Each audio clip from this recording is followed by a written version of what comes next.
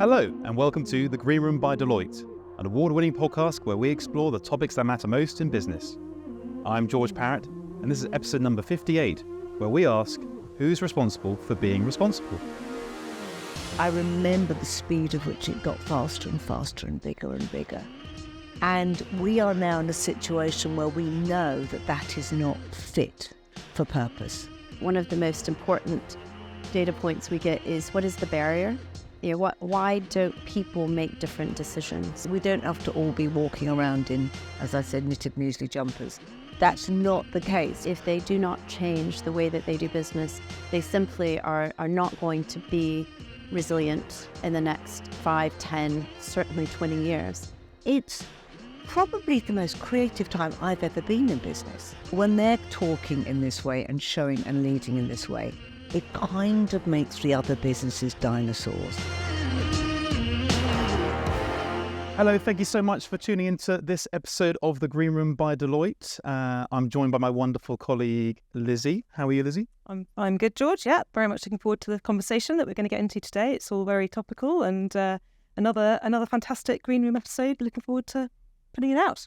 That's right. We're talking about who's responsible for being responsible. And Lizzie, I know you're dangerously responsible. I do try, don't always succeed, but absolutely that is my ambition in life. Yeah. So I feel good. I was put my it was recycling day in the Parrott household, so my recycling bin was full to the rafters with not gin bottles, Lizzie. I'm preempting your joke there, but it was ready to be collected and do my bit for society. But we recently talked about what leaders can learn from activists, which is actually in our podcast feed, wherever you get your podcast from. So do have a listen to that. It's a sort of similar topic in terms of how do we encourage and implement change, or positive change, I suppose, which to the benefit of people and the planet and society. So, but Lizzie, we obviously need some experts, I think, in the studio today. I think we do. I'm not sure if you and I can do this on our own, George, and I'm really excited to introduce our guests today. So this week we're joined by Mary Portas. Mary is a retail consultant, author and broadcaster. She's known for her shows across the BBC and Channel 4, as well as founding her creative agency, Portas. Her appointment by David Cameron's government to lead a review into the future of Britain's high streets, and she's also the co-chair of the Better Business Act. Welcome, Mary. Hello. And we're also joined by Emily Cromwell, who leads the consumer team for Deloitte's UK Climate Change and Sustainability Practice, where her team releases an annual report looking at how consumers' views have evolved in terms of sustainability. Lovely to have you with us, Emily. Hello. I don't think we can have better guests than this. You've got the A-team. So yeah. So I think we need to get stuck into the conversation, really. So perhaps, Mary, I can come to you first. What does being responsible mean when we're talking about consumerism? I think, well, first of all, I think the term consumerism already starts to feel in the sort of territory that we're now in, a dated usage, a dated word. Because we have gone through heightened consumerism, and mea culpa, I've played a big part in that. We've created, and I think particularly sort of from the 80s onwards, and I can look back to the governments, that were in charge then, where we had, one side of the pond, Reagan, and the other side we had Thatcherism, and this wonderful sudden splurge of we could have it all, and this obsession that happiness was built around what we had rather than how we lived or what we were giving back to society. So I think before we even get into how we come out of that, that's a long time. That's a real education that's gone into our DNA and an acceptance of that is what society is. And I think on the back of that, we've seen most businesses and most structures and most systems organised around that. And, certainly, I went into the retail business in the 80s and I remember the speed of which it got faster and faster and bigger. And we are now in a situation where we know that that is not fit for purpose. That is just not going to any of the organisations and the structures that we created around that will not get us where we need to go now. So consumerism, I think we have to understand in the terminology that's being used about it. We kind of need a new language around that to understand. So I think what we're starting to see in society is a consciousness And that is a very important word. I mean, I think it's often a word, consciousness, that was used, within a spiritual context. Well, we need a bit of that, And so I think the most important thing that I think for any individual, which then we start with the individual, which then goes out into business and how we work, is a consciousness and awareness. You started off talking about putting your recycling bins out. We might need a little bit more from you. Yeah. It's a good start. Yeah. I'll keep it. Just putting it out there. But there is this consciousness that we're now seeing pervade into society where you do think. And we didn't think. And at heightened consumerism, we were blinded by stuff and thought that was what success was like. And Emily, I suppose I think we're definitely going to unpack a lot of what Mary said just there. But Emily, for you, you're looking at how consumers could be more sustainable in your line of work. What does that mean for you in terms of being more sustainable for consumer businesses? Just to kind of echo Mary's point about the word consumption, I think that it is a really tricky word right now because consumption is very much the driver for the predicament we're in. So if you look at kind of where we stand against planetary boundaries and our kind of collective commitment to keep buying things that we don't plan to keep for a lifetime or pass down, but buying things because they make us happy for a moment. And I think that tie to emotional gratification is intensely problematic. But if we were to say that the words sustainability and consumerism can coexist, I think we would need to look at how can consumers not be identified as consuming, but driving restoration. And the research that we do every year really looks at many things. But one of the most important data points we get is, what is the barrier? Why don't people make different decisions? Why don't they buy less? Why don't they buy higher quality? Why don't they buy used or repair? Why don't they buy local? And there's some really interesting things that come out of that I think are very important indicators to us as leaders and just as people.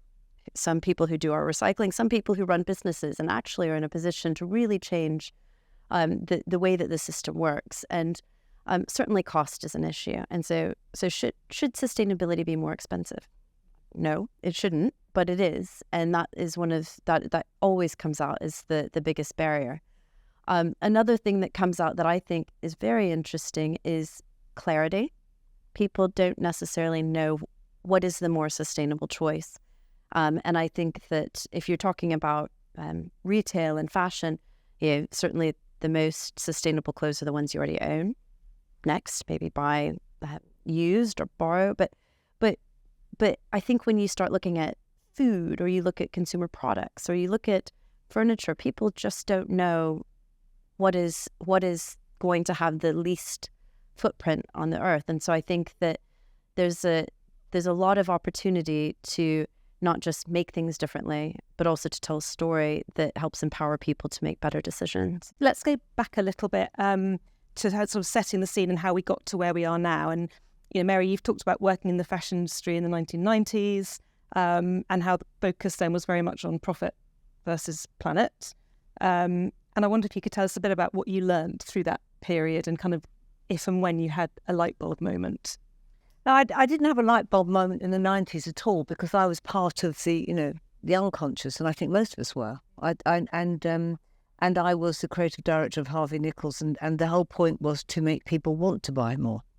That's the premise of retail. So, I think absolutely the conversations that we're having here are very, very relevant. But we need to create what a new aspiration is. Okay, and what good looks like, and what status within that good looks like. Now, if you think of, the fashion industry, which or any choices that we make, whether for our homes, whether it's furniture, whether it's cars, we want to be seen to be making the right decisions, right? And the ones that are also kind of socially acceptable. So I always talk about from status symbols to status sentience. So through the heightened years of the 90s, noughties, it was about what you bought said who you were in society. And There's no two ways about what suit you wore, what clothes you wore, what bag you bought, and then you bought that bag another season, whether you needed another one or not, because it showed that you had wealth and status, right? The stories we now need to tell, the marketeers, the creatives, is what is the new status? And it's around sentience. And sentience, I love the word status sentience. We talk about it in my consultancy because it's about a respect, and it's about experience, and a sensitivity which is deeply needed. Now, I know if I walk out of a supermarket with 5 plastic bags, people will look at me now. That wouldn't have happened 5 years ago. I mean, and I would feel awkward and gauche. And you start to see it, particularly in the fashion industry. It's no longer about this is the it bag and get the next one. They're now starting to talk in a different way, that this is clever and you're being respectful and you are a person who is respectful of society and your planet, and that is starting to give the new status. Now, that's not to say there isn't a polarisation. We still have a huge polarisation, and a lot of that's being influenced by social media, where young women are being influenced a lot still to be how you look and what you do to your body. But there is a growing movement on the other side, which we have not seen before. So the education needs to come, and I think you're absolutely right. It's clarity, and clarity needs to come not only from the people and understanding what they're buying, but from the companies who are making, creating, and talking about this. We've seen it happening in food. We're not seeing that yet anywhere near enough when it comes to fashion or home, or we're starting to see it now in the vehicle industry for sure. So for me, the stories. Robert Shillett talks that wonderful book on narrative economics. That's what we need to keep talking about here. And the stories that are grounded in truth, that also give people hope and a belief that they're doing their part and the right thing. And with that comes the status. We don't have to all be walking around in, as I said, knitted muesli jumpers. That's not the case. We can still buy, but we buy with an understanding of what the effect is doing. And it's very difficult doing that. I'm in the middle of filming a big series for Channel 4 called The Big Climate Fight. And it's very difficult not to call the villains out and be very angry with them. We are currently seeing a government that is still drilling for fossil fuels and signing off. Well, we know fundamentally that the biggest contributor to climate change is carbon emissions, and that 80% of that comes from the oil and gas companies. And yet we have a government that is still saying that's what we will do. So I am calling them out. We should be stopping that now. And I'm also calling out the poor old activists that I know you've done on separate ones, who are at their wits' end, who are out there fighting in a way, and we are absolutely weaponizing those poor kids as well. So are they doing it the right way?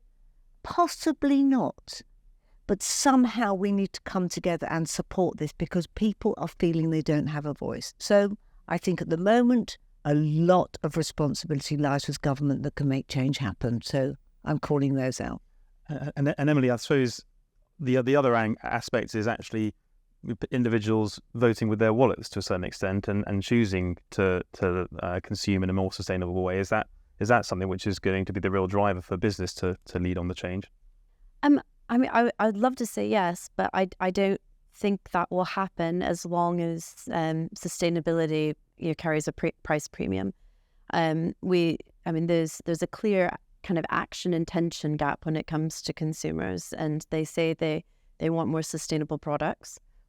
I'll say we, but then kind of you see a very different decision making pattern. So I think that waiting on the demand to come from the consuming body, I think we will wait too long and miss our opportunity to do what needs to be done. But equally, I think that there is, it's not an argument. It's a very data-driven pathway that shows businesses that if they do not change the way that they do business, they simply are not going to be resilient in the next 5, 10, certainly 20 years. I do a lot of work on something we call climate scenario analysis, where you look at what is the scientific and the social data under a 1.5 degree pathway, say a 2.5 degree pathway, and a 4 degree pathway. And then you look at the business's value chain, you look at their key customers, and you begin to really see in a 4 degree world, from a physical perspective, you're not going to be able to move goods around the world. You're not going to have kind of confidence in your sourcing. If you think about kind of the fires and the floods and the droughts and how that has impacted, say Pakistan and the cotton harvest last year as an example for fashion, and you accelerate that over what we know will happen in an unmitigated climate scenario, it really changes a modern business's ability to exist. And I think that the argument has to be there is kind of an existential crisis for these businesses. If they want to exist, they're going to have really a different strategy, a different business model in order to react in a very, very different world. So in summary, I don't think we should put it all on consumers. Consumers play a part in it, but I think businesses not only have a responsibility, but they have a really clear mandate to serve their shareholders or their partners, and I think flex the way that they are producing what they produce. There doesn't seem to be any near regulation at all when it comes to the fashion industry at all, and we are seeing mountains and mountains and mountains of waste. The only hope that we do have that has changed culturally on that is that we are seeing that recycling and vintage is growing faster than fast fashion. Thank you. But that comes from a very, very low base. But we are starting to see that being acceptable to a whole new generation. And I was just going to say, is that a generational thing? Is it, I think it's not just a generational thing. I'm seeing, women certainly of my age that are doing that. It just would be seen as gauche to keep coming out with brand new. And so a lot are buying vintage secondhand. And interestingly, the prices are particularly that much lower. They are at the younger end, at the more sort of youth fashion end. But they're sustaining, good quality stuff is sustaining, and people are buying, secondhand with that. It's going across quite a lot of generations, actually. And Emily, see, your team produces a report on the sustainable consumer every year, and I wondered, following on from this conversation, what are some of the things that are coming out at the moment, and this year? What are some of the highlights from that report? I think Mary's point about buying vintage and embracing circularity was a clear trend this year. And that has been on the rise the past few years. Circular economy, buying used, repairing what you have is also a bit of a function of the economy. But I think just as a woman in my 40s, there's a very different, approach to buying secondhand and buying vintage than when I was a teenager. And I think that there is a societal shift that has made it very, very mainstream. Ultimately, it's how do you get people to look at this not as something that is a burden or a hassle. It's something that is a really kind of tremendously kind of gratifying way to live your life. And actually, we had IKEA's head of circularity on a previous episode, which is a fascinating discussion because it really harked into what you were saying, Mary, about that consciousness point. Because I think if the consumer thinks of themselves as a custodian of a piece of clothing or furniture, and they'll hand that back and put that back into the system, I think that's just quite an interesting kind of mindset shift. I think it's also, I was thinking about this the other day because Apple have just put out this film. I don't know if you saw it, the Mother Nature one.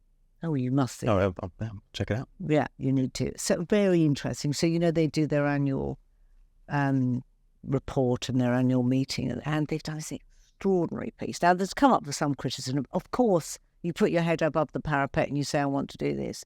And, there's lots of things that Apple do that do drive me around the bend. But actually, when you see one of the greatest companies worldwide, one of the most famous, probably one of the biggest, I don't know where they are in terms of numbers, doing this piece of work, that others will have to follow. So it's this wonderful film where, and I can't remember the name of the actress, but she turns up as Mother Nature, and it's the board meeting, and they all have to stand up and say what they're doing within their department.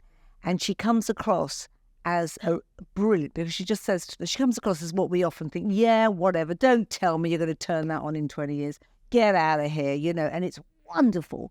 And they all start to go, no. She said, don't tell me you're just planting another few trees. They went, no, we're planting this amount of forest. And it gets bigger and bigger what they're doing, and the deadline's tighter. And at the end, she just looks at Tim, what's his name? Is it Tim? Tim Cook. Tim Cook. Tim Cook. Right in the eye. There's this minute of literally a minute where she's saying, she just looks at him, just stares him in the eyes. Because he's made this commitment, and it's that trusting. And she just walks out, and it's a wonderful piece of film. The story that I'm getting to here is when we've got those guys leading the way. And, what great innovation, great brands do is they come in and they change the zig and go over there and zag, which we know Apple did and just hoovered up. Well, when they're talking in this way and showing and leading in this way, it kind of makes the other businesses dinosaurs. Did you know at Deloitte we buy goods and services from social enterprises, which contributes to our 5 Million Futures programme? From Babies with Love sells beautiful gifts for babies and gives the profits to orphaned and abandoned children from around the world. Their ethically sourced designs help vulnerable children to grow up in safe, happy places. Do you know someone who's expecting? Why not treat them with a gift from FromBabiesWithLove.org? Now, back to our topic of the day. We've talked quite a lot about companies that make things, and what about an organisation like ours, Emily? It's a B2B. We don't make sort of physical products. We sell our people. Maybe a bit about how things matter with an organisation like that, and what we can do. I mean, it's absolutely mission critical. We're a business, and I don't know what percentage, but something like 80% of our people are under 30. A huge percentage of our workforce is either millennial or Gen Z, and they will not stand to work for a company that doesn't put its money where its mouth is. And I think that a lot of our kind of the energy that we have had around our targets has very much come from our people. But we trained like 400,000 people on climate change last year, just to ensure that everyone has a baseline awareness of cause and effect and impact. But that was good, actually, because that did go to the individual things that we can all be doing as individuals that do make a difference. So when you do recycle your products and you use your food bin, actually that adds up, right? So if we're all doing that individually, because it can feel overwhelming, can't it? And actually, you sort of think, what difference does it make if we're still drilling oil out of the ground and pumping out carbon into the atmosphere? What's this one little difference going to make? But I guess it'd be lovely to hear from both of you on that, actually, because that makes people feel better about the individual actions they're taking. I mean, Mary, what would you say about that? But can I first ask you, your clients, though? How do you influence your clients at Deloitte? Yeah. That's a great point, because actually early in the year, Mary, we introduced a sustainable delivery clause in all of our client contracts. So it's a bit like a respect and inclusion clause, or so it's a clause right at the front of our contracts which focuses both us and our clients to achieve each other's net zero targets and sustainable targets as part of any engagement. So I think there's just one way. It's a small way of doing it, but I think we're trying to not just talk the talk; it's actually walking it as well. I think, which is one example. But I don't know if there's more from your end, Emily.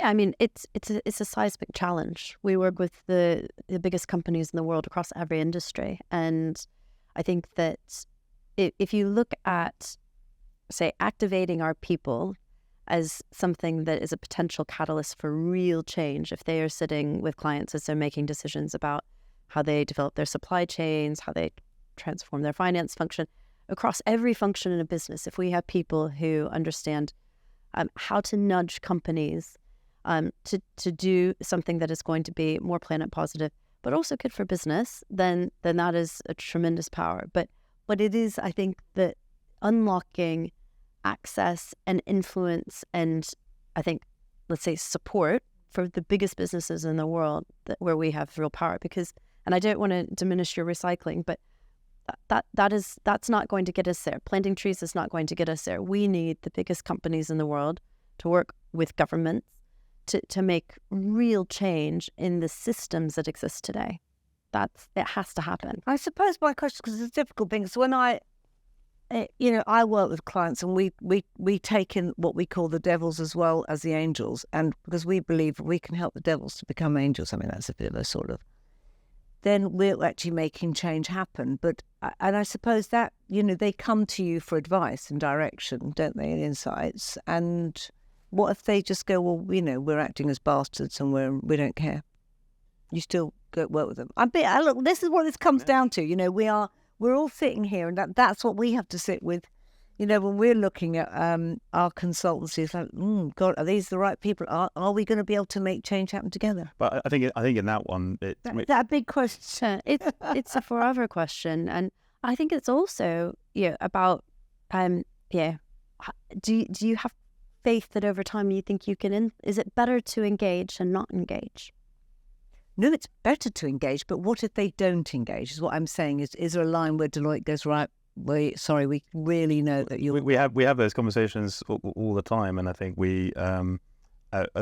twofold really. It's the sort of that company you keep type of question, and do we want to be associated with those sort of brands, particularly those who are resistant to change, but also to Emily's point, we've got a very young people population. They won't work for those companies or organisations which don't align to their values. So I think I'm only asking not because I'm putting you on the spot, even though I am slightly, because I do think when it comes to it, we all have to look at ourselves, don't we?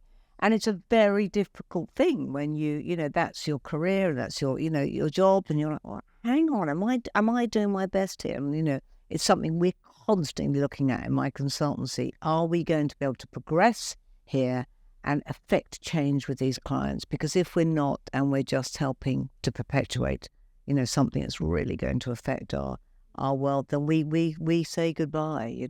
We talked about this a couple of episodes ago when we talked about leaders learning from activists, and actually one of the sort of learnings from that was, if you haven't got values as a leader or a business, then you're going to struggle to make that positive change. I think so. It has to align to that. Is we've come through a society not that far away where we have lots of leaders with very little values who've become hugely wealthy and hugely famous. So we sit here, we have to get to a place where we really are making progress. And I think what Emily's saying is absolutely right. We have to also call them out. I think that your point about activists is interesting. And a dear friend of mine, Ben Richards, I'll name check him in case he's listening, used to say that we were activists in suits.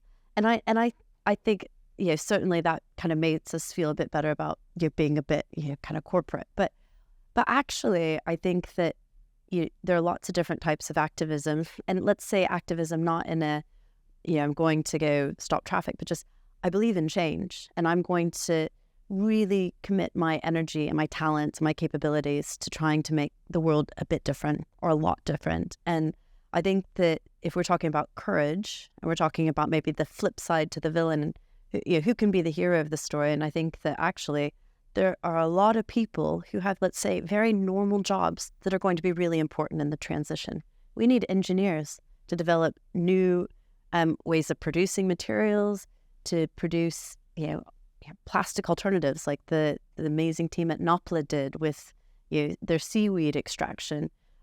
We need accountants. I'm not an accountant, but there are lots of them around here to measure accurately how much carbon is in the supply chain of your bed or your car or your shirt.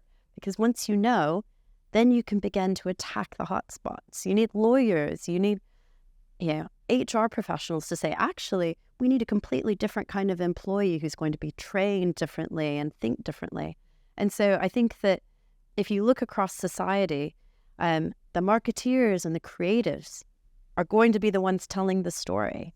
And so how do you get everyone to really apply their talents, whatever they may be, because this is the biggest collective challenge of our lifetime, of humanity's existence. So we're the first generation that has ever, this is the biggest. Yes, absolutely. And we're the first generation. And here's the thing, there is no map. We all want that. And that's what I find with most businesses, or I'll go and do talks on this and they'll go, who's doing it well? And you go, this is a new territory. This is a complete new territory that we're in. But what I also do believe, and when you talk about we need these people and that, it's probably the most creative time I've ever been in business. And I think that is exciting because it requires innovation. It requires to think in a different way. But for me, particularly in the retail business, I think some of the last 20 years of retail have been boring, that consumerist time. And now we're seeing new business models, new ideas coming onto market from entrepreneurs. And nobody has the answers yet completely to sustainability because, particularly when it comes to products and fabrics, we've got a long way to go. So a lot of that will be on the farms as well, people growing it. Will it be, mushrooms and beetroots that we're having to grow that's going to be the future? So the innovation is wonderful. And that's what I want governments to open up and see. Instead of being scared by it and giving short-term, this is how we're going to keep the economy going. No. And I think, one of my favourite books was Kate Raworth's The Donut Economy, looking at how we measure what success is. And is it growth at any cost? It can't be any more. And even if you read that, we know that, and you'll know better than this on me, but the Kuznets started that growth in Economist in the 30s. That's still the same measure that we've got. So what are the new measures? And I think if we put those new measures, which is why I love the B Corporation, and we put those into society, then people can judge when they say, oh, you're a member of B Corp.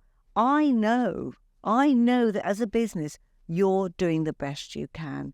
That's the new sexy. And I don't use that word lightly. I mean it importantly. It has to feel sexy. It has to feel modern and has to feel forward-thinking and not something that's pulling society down and our well-being. And that's what we're talking about here.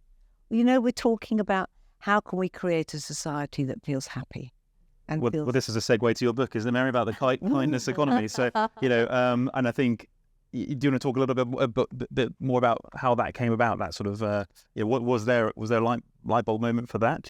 I wrote Work Like a Woman about 8 years before, looking at culture in business and this kind of individualistic, isolationist way of doing business. It was goals were profit, goals were growth, and really the impact of what we did on society and our planet just wasn't taken into consideration. And what that did was create infrastructures in business that was really about that actually gave a lot of well-being issues, people the highest levels of depression and sickness and so forth. But I also realized when I wrote Work Like a Woman, which is why I started doing it, that's the sort of structures that I'd put in because that's how I was taught. And when I started my own business, I was still working to those codes. I was still working.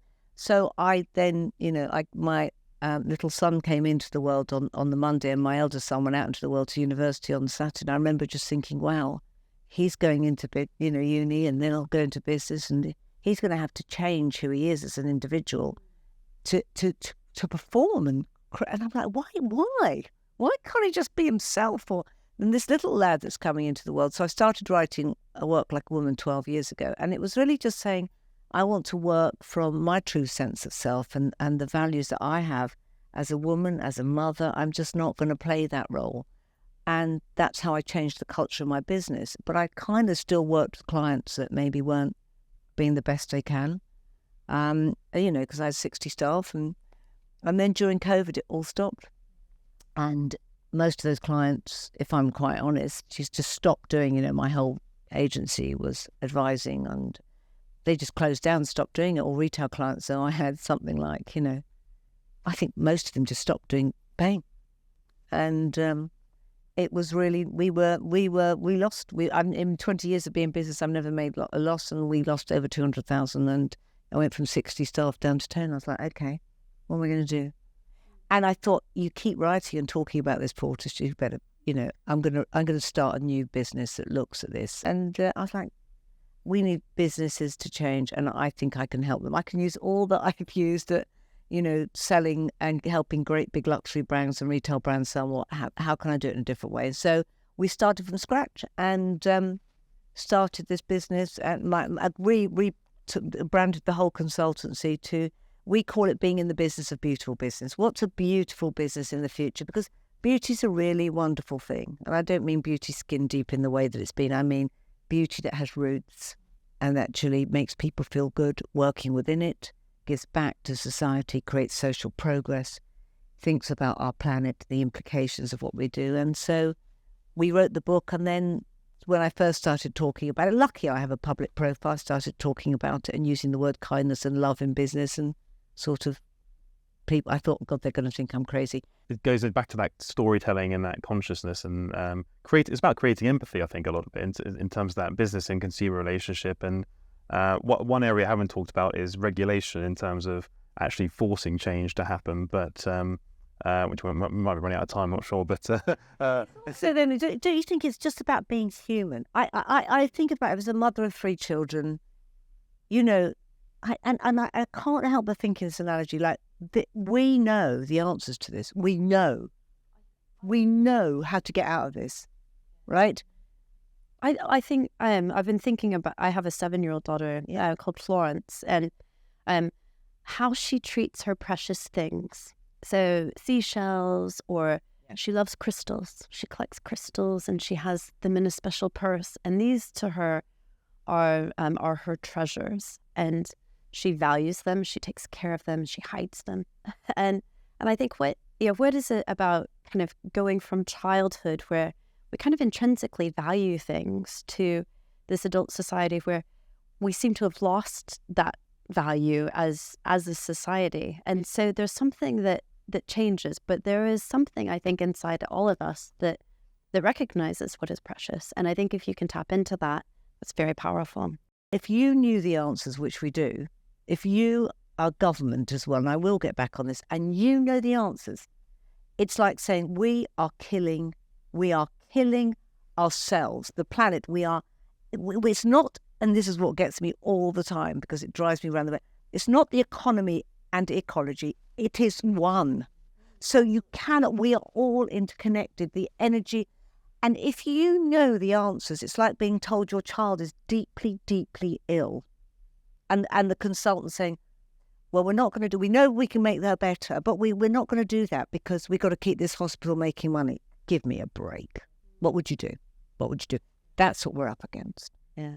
And I know you were just about to ask about regulation, and I am seeing a shift from my perspective as a sustainability consultant, with I think the eminence of the European, it sounds quite dull, but the CSRD, which is a corporate sustainability reporting requirements, and reporting directive is the long name, but essentially what it does is it is going to make companies that are kind of within its jurisdiction report on hundreds, up to 1,100 different qualitative and quantitative KPIs on ESG matters. So from water to employees with disability, certainly climate change, biodiversity, air quality. There's this huge, huge body of information that is going to be treated in the same way as financial information from a year-in perspective that companies are going to have to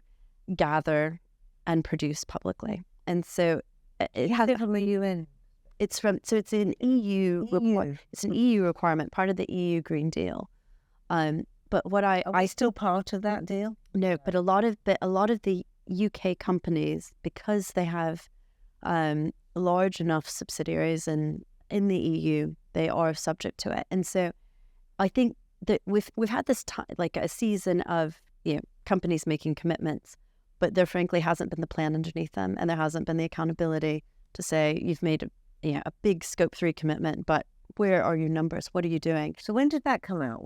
So it was part of the Green Deal, but the first year for reporting will be basically FY20. The financial year starts in FY25, so 26 will be the first year.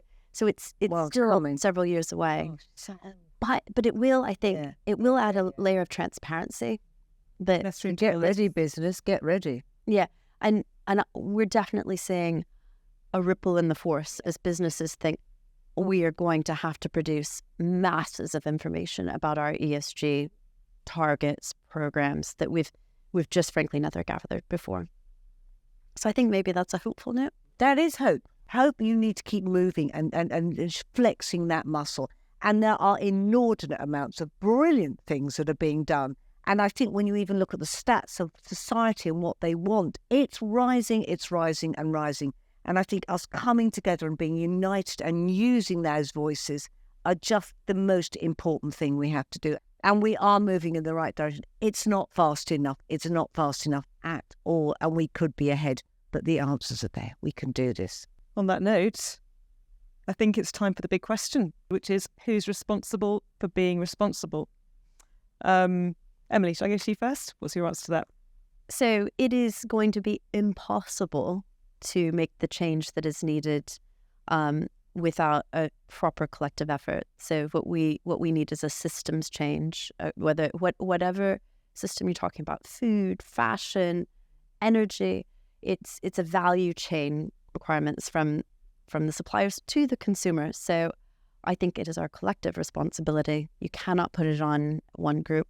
Yeah, that's totally and utterly true. And I think, we've come through, it's a societal change. We all, it used to be we were judged by what we did, and now it's going to be, we're going to have to be everything in society. Us as individuals, we're not just business leaders, business owners. We've got to be carers, we've got to be connectors, we've got to be communicators, we've got to be forward thinking. And I think, and I get back to the word consciousness. If you put consciousness into us as individuals, then how we work, how we buy, who we buy from, how we look after our children, how we educate them on this, that to me is the most important thing. I am aware. And once you are conscious and aware, you kind of know when you've fallen off the path. And we all do it. We're not sitting here as angels, that's for sure. And I've fallen off the path many times and probably still will. But I know that path is there. And that kind of gives me security and more people are on it. Otherwise, we wouldn't be sitting here doing this, would we? Indeed.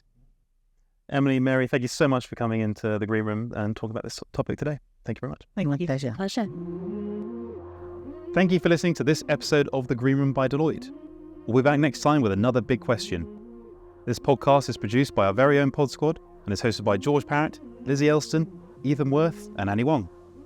Thanks to our creative studio for their technical support. Original music by Ali Barrett.